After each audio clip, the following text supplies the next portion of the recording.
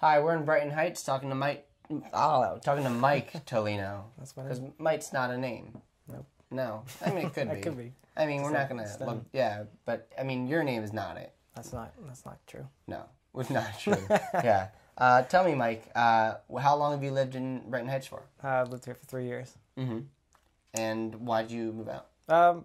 We were looking for a house. Lived on the east side of the city, and we started going to church in the north side, and we started really liking the north side, and so we started looking at different places, and this kind of fit our bill of affordability. Had a yard, we have a dog, so it's nice to find a place in the city with a yard, and we got a fixer-upper, and everything's history from there. Yeah, I mean looking around, you wouldn't even know this was part of the city. I mean it looks it looks like a suburb. Yeah, it's great like that. There's wide streets, there's yards. You just don't see yards in the city. Yeah. It's cool. And you moved out with your wife. Yes. And you have a dog. What kind of dog do you have? I have a pit bull. Oh, cool. Yeah. We've been trying to break the stereotype of pit bulls being bad dogs. So right. We got her, and she's incredible. She's such a sweetheart. So yeah. It's cool. They need maybe they just need to get in the media more. Yeah, pit bulls. People who treat them right, treat any dog right. That's all they need. They're good. I interviewed a pit bull earlier. I'm sure that it was a great interview. It was a pleasure. It was great. It was a very well behaved pit bull. That's all you need. Yeah, and it had a lot of good things to say about its neighborhood.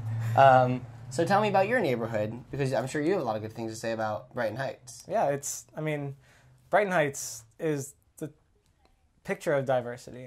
There's people on my street. I live next to a guy who's been there for 30 years. And we've been there for 3. People across the street have been there for 5. It's people come in and people stay, or some people transition through. I work in a hospital. Our neighbors work at the sewage plant. There's so many different types of people here. Different incomes. Down the street, you could have a multifamily house, or you can have a mansion with one family in it. And the city's made to be that way. So yeah. I feel like it really encompasses what the city should be. Just different people, different ages, different races, different income. It's like a commercial. It's like a commercial for a perfect. It is. It's a perfect McDonald's commercial. Yeah. Everybody coming together, holding hands, right. Singing a song. Yep. That's good. It's beautiful. Well, have you seen it changing at all in the past couple of years? It's tough to say. There's certain things that, little things have been improved. Like they fixed. Whenever I moved in, there was a bridge that goes to Bellevue, and that was closed.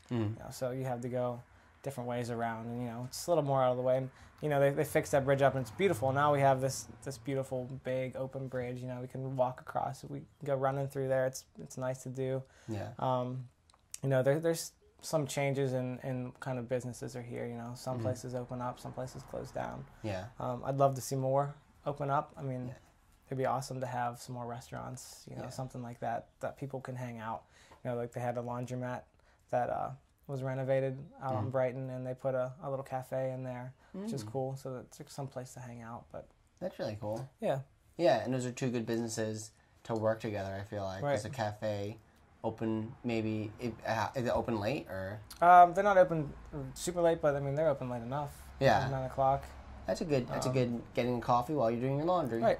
Yeah, and then if you spill coffee, the laundromat right there. Yep. Just do it right there. Take off your shirt in the cafe, and I don't know if you're allowed to do that. I'm not sure if you get service that way, but yeah.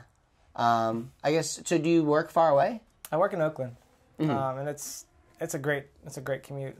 Growing up in the east of the city, going through the tunnels, it's there's always traffic.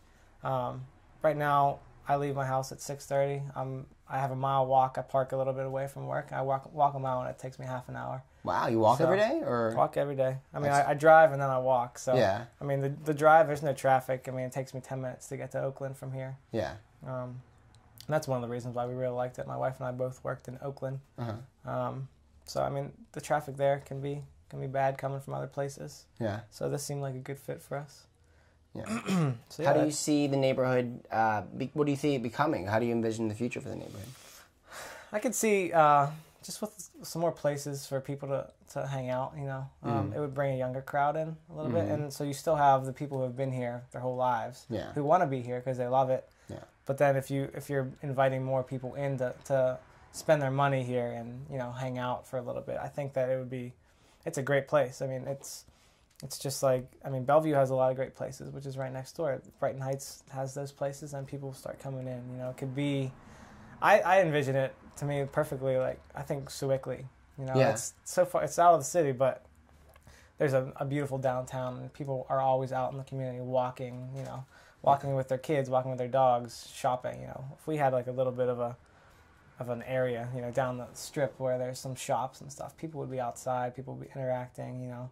It's already a great place to walk around, walk your dog in the streets, because there's, you know, nice flat streets, beautiful houses, it's a lot of trees, you know, there's shade. But to get everyone in a centralized area would be awesome. I think it would be, you know, it would boom. Yeah. Have you met a lot of your neighbors? I'm sure you have. I mean, you have a dog. People usually are getting out every day and walking their dog, and then you see other people who have dogs. Right. Yeah. So have you met a lot of your neighbors? Yeah, I mean, it's tough in our area. I mean, our street is so long. Our street actually goes the whole way through Brighton Heights. I mean, it's broken up. There's streets that dissect it. But, I mean, we're close with a couple of our neighbors, and some of them we're friendly with. But it's tough because everyone is at different stages, and my wife and I are pretty busy. I coach. So, I mean, I work until 3:30 every day, and then go to practice from 5 to 7. So, like, when I come home, you know, spend time with my wife and my dog, and try to stay out and about. But, I mean, there's conversations that we have. But, I mean, we'd love to have neighbors who are in a similar life stage as us, so that we could, you know, kind of hang out, live life with them. But most of our neighbors are older, and their kids are our age, so I mean it's cool. I mean, it's quiet and it's nice, and you know, we help each other out. We shovel each other's driveways, our sidewalks, and you know, stuff like that. So I mean, that's been cool. Tell me about your coaching. I coach volleyball for North Hills High School.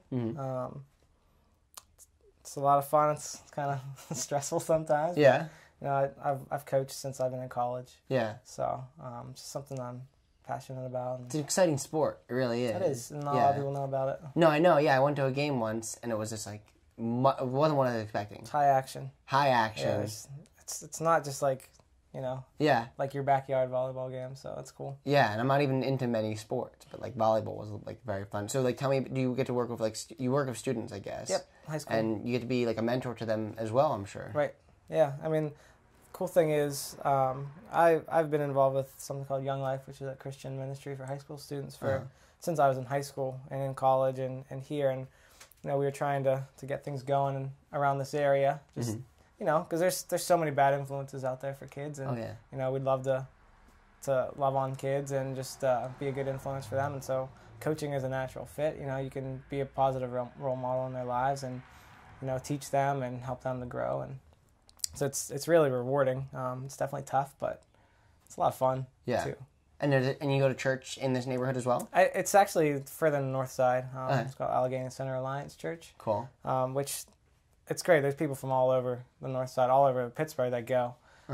And we love the church because it does so much in the community. You know, they bought a bar that was just a center of a lot of trouble and crime and stuff, just to get it out of there. You know, they're going to do something with that. You know, they have a lot of different people from the church that go out and do things, and they support them, which is cool. Yeah. You know, they're all about making the community better, which is what we want to do too. Oh yeah. Well, thanks so much for taking the time to talk to me. Sure. And yeah, this has been wonderful. I really like Brighton Heights. Yeah, it's a beautiful place. Yeah.